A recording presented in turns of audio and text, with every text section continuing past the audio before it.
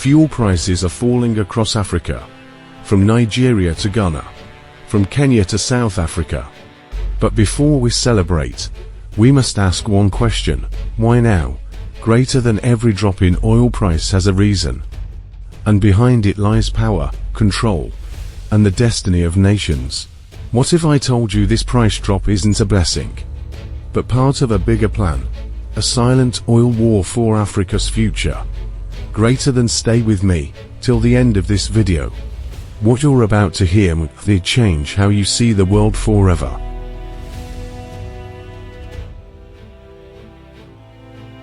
For decades, Africa's oil has fueled the world's cars, planes, and industries. From Nigeria's delta to Angola's coast, from Libya's desert to Chad's plains, we've made others rich, while our people remain poor. We sell crude cheaply and import refined petrol expensively. The system was designed that way, to keep us dependent.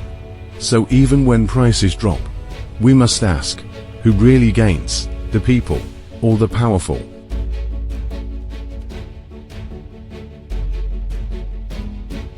The surface reason sounds simple. Global demand is down, production is high, and oil markets are adjusting.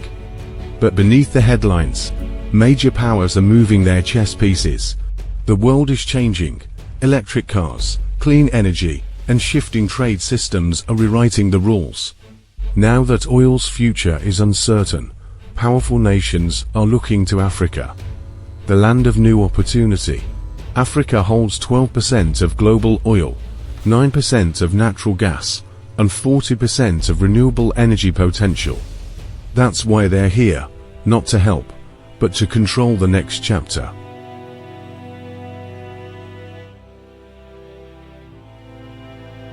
Every time global powers fight over oil, Africa becomes the battlefield, not with guns, but with policies, loans, and sanctions. When prices rise, they say it's Africa's fault. When prices fall, they call it a gift. In both cases, we lose, because the system was built for others to win. That's why oil-rich nations still import refined fuel. It's no accident. It's a strategy to keep Africa weak and dependent. Greater than. But something new is happening. Africans are starting to question the system.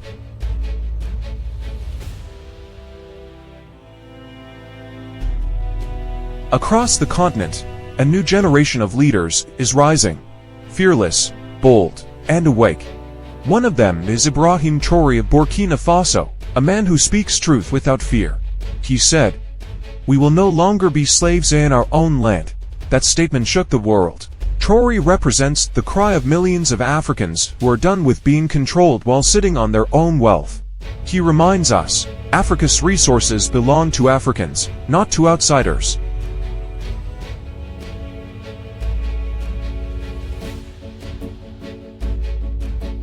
History repeats itself. After independence, colonial powers didn't leave, they simply changed tactics. They used debt, aid, and trade deals to control from a distance. Today, it's the same story, only the tools have changed. Now they use fuel prices, sanctions, and economic pressure. If Africa doesn't wake up, we'll lose our freedom again, not through war, but through silence.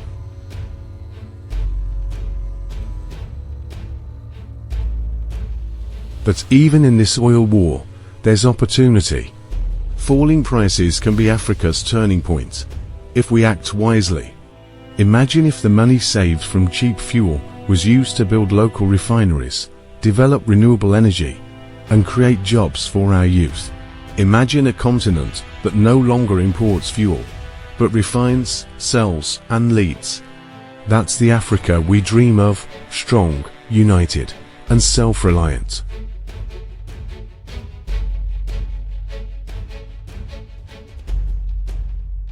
So what can we do?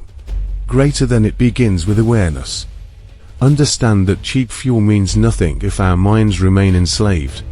Support leaders who stand for independence. Question deals that give away your nation's wealth. We must move from being consumers to creators, from followers to leaders. Greater than. Africa is too rich to be poor.